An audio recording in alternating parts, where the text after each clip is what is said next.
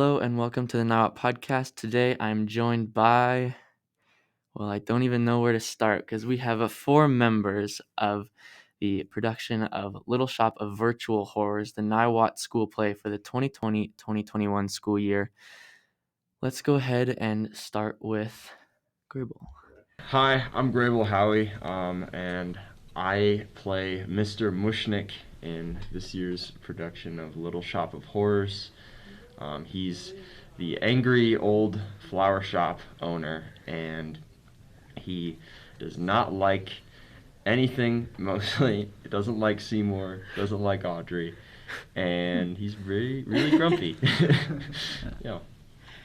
I'm Maddie Stapp. I play Audrey, who is Seymour's love interest. She's originally in an abusive relationship with the dentist, or Oren, who is played by Josh Strid. She is kind of a bubbly character, but a little bit stupid, but she's very loving, and so it's hard to not fall in love with her character. Cool. Yeah. I'm Jazz Mueller. I'm a senior at Niwot, and I play Seymour Krelborn. He is a dweeb, to put it at best, as my sister calls him. He's obsessed with plants, really strange and interesting plants for the most part. He's kind of been taken into Mr. Mushnik's flower shop, and he lives there, and he lives a very sad life on Skid Row. And I'm also the artistic student director. My name is Mercer Stotch. I'm a junior. I'm in the ensemble, and I also operate the puppet for the Audrey 2, which is the plant that grows throughout the show. And I'm also the student production director. So we're going to go ahead and start with the two main characters of this story. Let's talk about the difference from this year to a normal year. How would you describe this year as opposed to something like last year or the year before that? Last year, Jazz played Gomez and I played Wednesday in The Addams Family. And as most of you may know, we really publicized that. A lot of people came. We had packed audiences. Do you know how many tickets we ended up selling? A lot. Somewhere in the thousands. So it was a really, really cool experience. And this year, obviously, we can't really have packed audiences. But we were still able to create something that I think we were very proud of.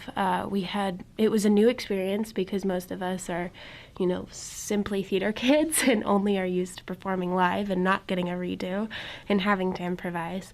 And it was kind of nice to go, I didn't like that take, let's just redo that. But obviously you miss some of that, liveliness that you get from the audience watching you. But yeah, it was just kind of a different experience. Yeah, I agree with all that. I mean, I think the hardest part was the masks. Because we had the challenge of working with the clear masks. We, as a team and our director, decided that it would be best to prioritize the clear masks over singing live. So we actually pre-recorded all of our vocals for all the songs and some of the lines even. And we had to lip sync them, which was very weird, but we had to kind of memorize all the songs to a T and their placement. And the masks were just kind of a pain just because they always fogged up. But really just we were all so happy that we got to actually do something. And I mean, I'd say the hardest part was just having to be really, really on top of the memorization with the lip syncing, especially for Mercer, who had to do the plant stuff. That was probably a bit of a challenge, but in terms of having a production, it was a little different, but I'm proud of it, and I think it's going to be just as good as last year's. Do you think the way you did it this year is more of an advantage or a disadvantage? I think in a lot of ways both. A lot of us are in theater because we love the feeling of performing live, and we're all in choir too, and so that's something we're all very used to. It's something we all love. That's a big reason we're in theater. And so that missing that part is definitely a bummer, but it also brings the opportunities for more retakes to do something better if we didn't like it, like Maddie was saying. and I mean, I think it was a new experience that all of us are going to value through our lives with the aspect of film. So if anyone else wants to jump in. Well, I guess I'd also add that the like the way we did things with the set was completely different. The way we did things with people being able to, you know, do costume changes was way different, because in a live setting, a lot of those things wouldn't have been able to happen. You know, there's a part in the show, you know, where we record a scene almost behind the set.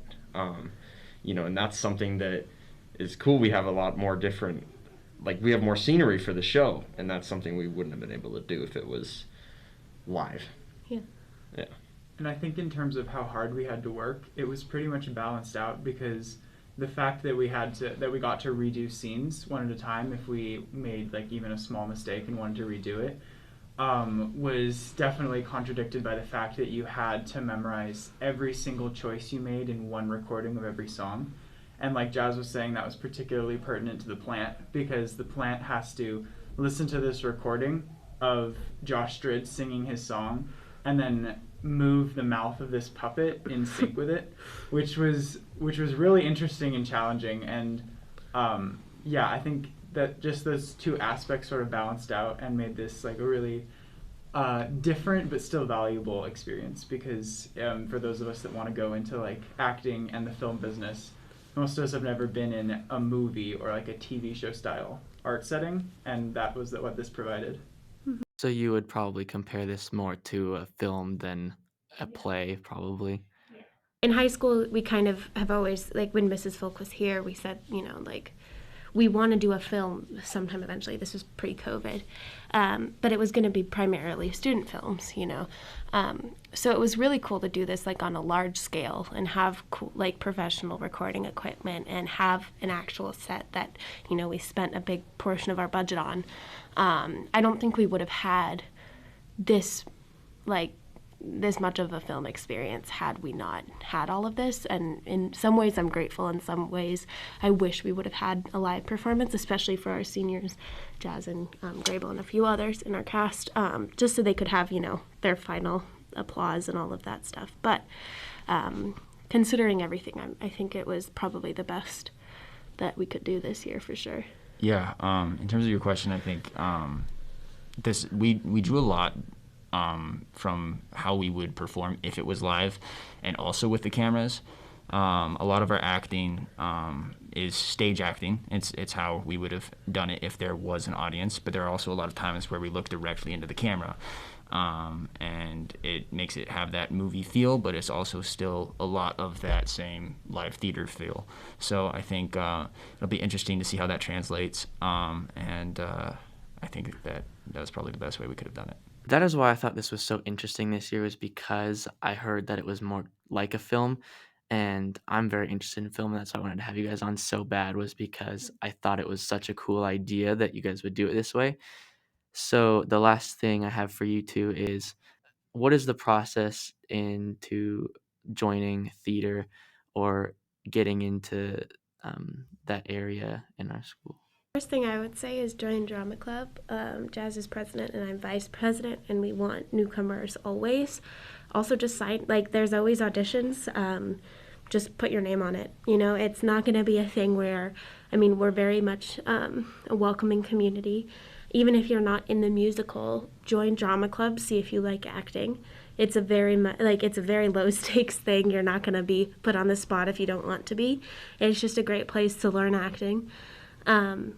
And I'd say it's, you know, like once you get involved in that type of stuff early on, you know, if you go from drama club and then you're like, okay, I'll do the play in the fall, and then, okay, I'll do the musical, and then it kind of starts going, and then you're really a part of the department. But, you know, we're always looking for new people, and it's not an elite thing at all. Everybody is welcome. Yeah, I'd just say sign up for whatever you can. Yeah, I mean, it's so interesting with next year and how that's going to work, because we did lose our drama teacher this year.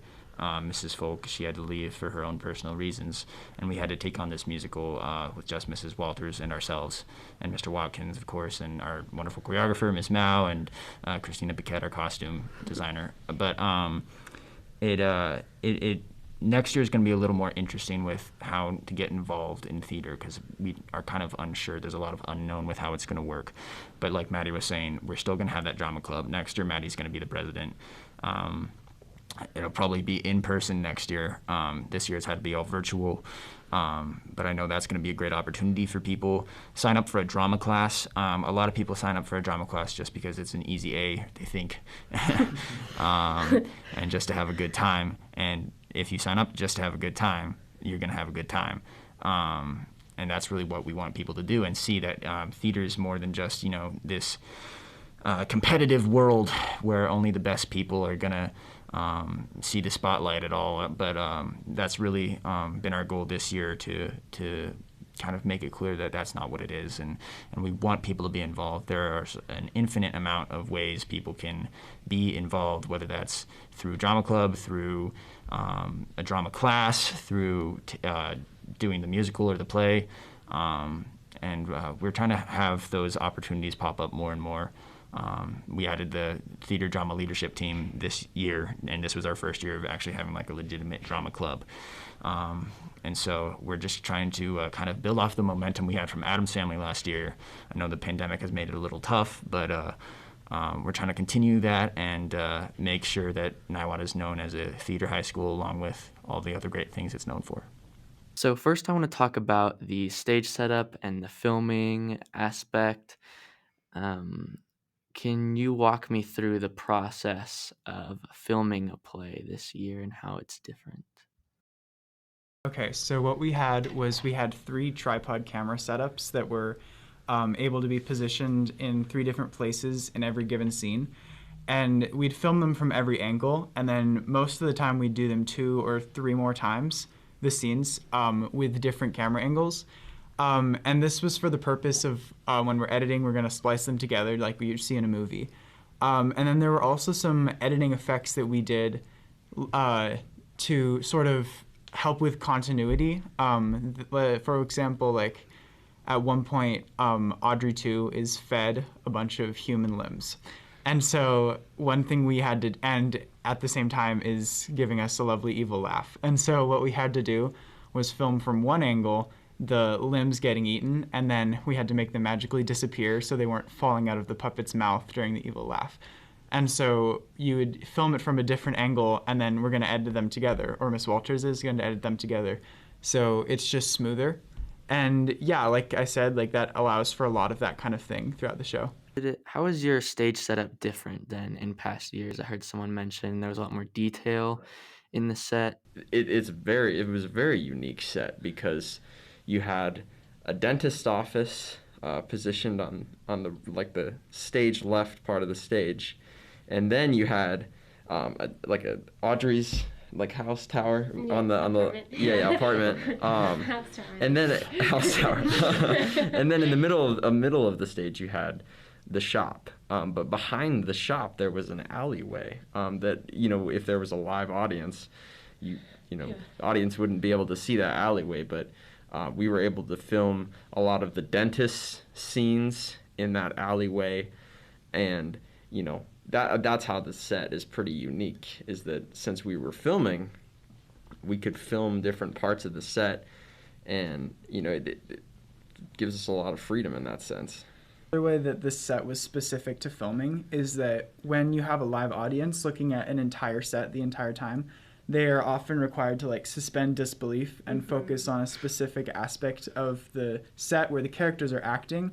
And so honestly, the set that we built wouldn't have functioned as well for a live audience, because you can see the dentist office the entire time. But what allowed us to sort of to get around that is that our camera angles would obviously focus on just the shop or just the alleyway, or when they were in the dentist office, it would just focus on the dentist office. And so you'd never know that they were sitting right next to each other.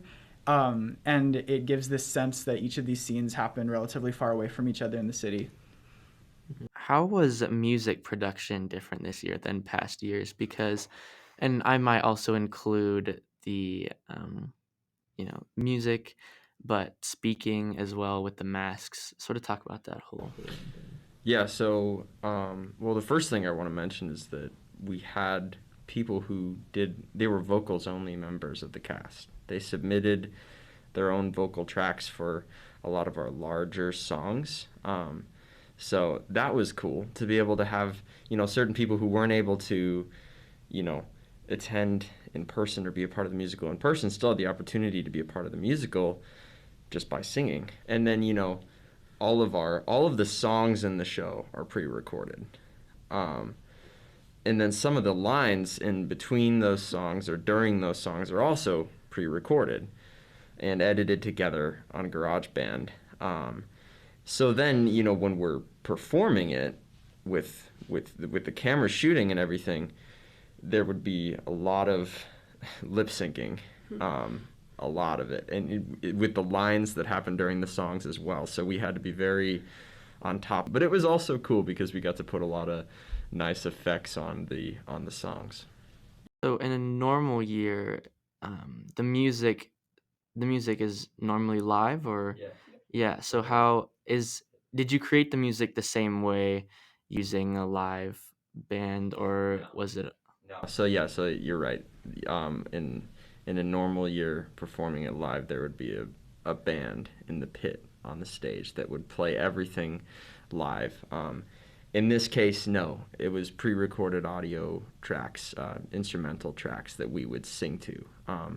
So that was also new because, again, when you're performing it live, the pit has to be in sync with you, and that all has to be perfectly in sync. So, it was very different in that sense as well.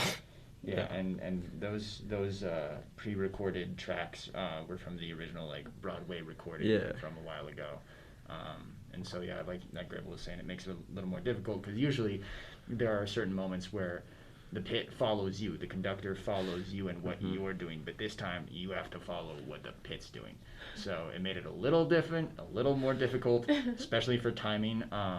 There was one Actors point. don't like being told. No. when to Well, stop yeah, their just to time the lines in between singing, because again, as Jess said, usually the vamp would be in line with what we wanted to do, but in this case, we had to go in and write, how many measures of vamp we had for each section of each song, which was And it was sometimes a hit or miss. There was Yeah. a scene with Jazz and I where it was either we're perfectly on, or then my audio track comes on and I start singing and I'm still midway through my line. And it's okay, we have to redo that whole thing. And you never really know till you got there. So, yeah. Well, if you guys have anything else to add. Grable didn't mention one thing that what student director are you? Oh yeah, I'm the music student director. I didn't know we were mentioning that at the beginning, but yes. Well, also again, just to thank Mrs. Walters, who stepped in as our head director, Mr. Watkins, who did tech, Miss Mao, who did the choreography, and Christina Piquet, who did costumes. It was all really great to have them do that, and it was really good. We really appreciative of them, and then obviously come see the show. Watch it. Yeah, Just please. Watch it at home. Yeah, watch it on your May couch. 7th and 8th 7 p.m. at 7 p.m. Mountain Standard Time. And it is only premiering during that time. So if you Yeah. come in at 7:30, you're missing 30 minutes of the Yeah. show. But still watch it. Yeah. even if Also, that's- Joey, I listened to your last podcast, and I think you need a jingle, dude. You need a jingle? Yeah, we can do a little jingle for you. I'd love to have you guys. Actually, it wouldn't be our first jingle. Well, last thing. What's the best way for people to buy tickets right now? So floating around the school are QR codes that you can access the Show Tix for You website. And on there, it's pretty simple and self-explanatory to buy tickets. And make sure you select Jason Watkins to receive the payment. Yeah, and you can find that link. Also, it's in all of our social media, in mostly Instagram bios. We have that link. I'm pretty sure Mrs. Walters is also going to send out an email with the link. Each ticket is $10. And it's worth the watch. Please watch it. We need you to watch it. We lost a lot of funding this year, and it's going to be worth it. Yeah. Cool. Well, thank you guys for coming on. Do you have a jingle prepared? Was this a bit that you had already? Harmonize with me, group. This is the Niwot podcast. Wow, that's great. I man. think you should use that one every time. Yeah. That was great. Thank you guys once again for coming on, and this has been the Niwot podcast.